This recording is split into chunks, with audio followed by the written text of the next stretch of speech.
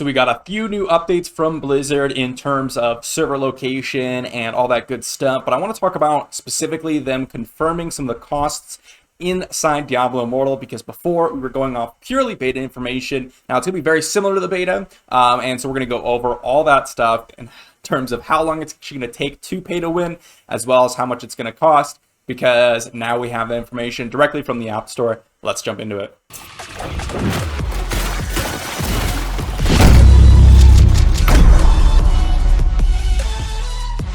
So really quickly before we jump into the costs and the confirmation of some of the purchases in game, one of the reasons that why we're able to actually get all this information is that Blizzard has released the ability to pre-download it from the App Store, from the Google Play Store, and the PC client here. So on your Apple and Android devices, they're all able to be pre-downloaded. And if we just check the games here, I believe, it's taking a little second to load, but I believe, yeah, so I guess it says it right here, so I didn't even have to click away, but it says PC beta. This is actually technically an open beta for the PC client. It's not actually a beta in terms of the game. So when it says beta, you're going to keep all your progress from the PC client. It's going to transfer to the servers, so don't worry about that. It's just called an open beta because they want to kind of protect themselves in terms of any bugs that they may have on the PC client, so kind of ignore that. Other than that, make sure you pre-download it for June 2nd. That way, when the servers go live, you don't have to worry about downloading, I believe, a 26 gigabyte game, just so that you avoid any of the hassle there. So go ahead and pre-download it beforehand and get early access. Now, we're going to jump over the spreadsheet and talk a little bit about the confirmation on some of the purchases that Blizzard has confirmed in the App Store. So we're on the Aftershock United spreadsheet here, and I'm going to leave in the description down below the link to the Discord so you can access this. Now, there's a few things different from my previous update on this, sort of how much will Diablo Immortal cost. There's a few things that are confirmed, and there are a few things that I've decided to add based on some comments that I think are excellent extra information. So first off, right on the right-hand side here, we have the actual in-app purchases confirmed from the App Store. So these are going to be the actual prices that the Eternal Orbs are going to be at. And if we just compare a few of them, for example, like the pack of 630 Eternal Orbs right here at $9.99, over on the left-hand side, you'll see that 630 Eternal Orbs are going to be that $9.99, just exactly the same. So the beta purchases as well as the in-app purchases that are confirmed for launch, they're going to be exactly the same. So that is really solid information to know. It looks like they're not going to change their monetization model in terms of shop prices and actual paying things, but they are doing a few things. If you've not seen my previous video on rare crests, go ahead and check that out, because a lot of people are concerned about that. But it looks like it's going to be a lot more free-to-play friendly than we initially thought in the beta. So that's a good thing. Now, there's an important thing to talk about when we're talking about legendary crests, and that is you can actually get legendary gems from a completely separate method. I've already talked about crafting from platinum, which is a very, you could definitely do that as a free-to-play player as well as a low spender, but you could also buy it. You could also buy platinum and craft legendary gems yourself, assuming you actually have the runes to be able to craft it that you've been farming from dungeons. We do not know what the crafting rates are, so we do not know if you could actually just purchase a ton of it and craft it that way, or if you can actually just get a ton of legendary gems from crafting as a free-to-play player. We do not know all those stuff, so we'll have to just sit there and wait for a huge sample size to drop, or for Blizzard to actually release the crafting information, just to give you an idea. Now, there's a few things that I've added here. So first off, I have the high value bulk purchase up on the top left.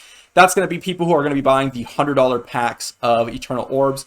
And for those of you that are using legendary crests like water, you're going to be purchasing in high bulk. And you'll see that the legendary crest cost comes out about $2.22. Down here, I actually have the low value, kind of the small purchase. The people are going to buy the $5, the $10 pack. I just put it in here for $5, because if we go ahead and check over here on the screenshot, you'll see that the $5 option gives you basically a 5% extra value. The $100 option gives you a 20% extra value based on if you're purchasing them for $1. So it's important to keep that in mind. And you'll see here, down here, the low value small purchases, the legendary crest comes about to $2.50, so about 30 cents extra in terms of actual monetary value, which means that your 5 out of 5 star legendary gems comes about $5,000 compared to about $4,500. And it's important to note that I've added a new category in the residual value down here. And the reason I added this is because someone pointed out on my previous video that these 2,000 legendary crests that you're using don't give you just a 5 out of 5 star legendary gem. And while that is true, you're also using a lot of those materials in terms of the other 1,999 legendary crests to upgrade that 5 out of 5 star gem. So you could say that this cost is very similar to a max out 5 out of 5 star legendary gem, but we do not know the actual amount that you need to rank up to a legendary gem to 5 out of 5 stars. So I've added the residual value tab. And that is, if we just look at the drop rates and then compare it to the amount of total legendary crests that we're using, which is 2,000, you'll see here that we're getting 1,500 1 out of 1 star legendary gem, 400 2 out of 2 star legendary gems, 75 2 out of 5, 20 3 out of 5, and 4 out of 5. And then we're getting that 1 5 out of 5 star legendary gem. So if we're just spending about, $4,500, we're going to have plenty of gems to choose from, but only one that's going to be completely maxed out. If we were to just take the, regular 3 out of 5 star legendary gem and look at that cost, it's going to cost you about $222. And you're going to get a bunch of other 2 out of 5 star legendary gems and the other legendary gems. So you can see that these costs aren't just, okay, $4,500 and you're getting one 5 out of 5 star legendary gem. No, you're going to be able to do a whole build with that amount of money. You're going to get one maxed out piece of legendary gem. Hopefully it rolls into a legendary gem that you actually want. And you're also going to get a bunch of other legendary gems that are going to be very solid. And I actually had this discussion with someone on a previous comment section. The legendary gems, you're oftentimes going to be comparing people who have maxed out absolute tens of thousands of dollars spent. Because you could see here, to get a full 6 out of 6, 5 out of 5 star legendary gem, the cost comes to about $26,000, assuming you're not doing it in over time. And the time that actually takes, assuming you're running Elder Rifts at 4 minutes per, some of the endgame players, the absolute GG players, can run these at 2.5 minutes. So this could go even less. 13 hours to spend 2,000 legendary crests, because you could use 10 per. So it's very quick, very, very quick for someone to actually grind out a max set of equipment. You could spend $26,000 in a matter of 13 hours in this game.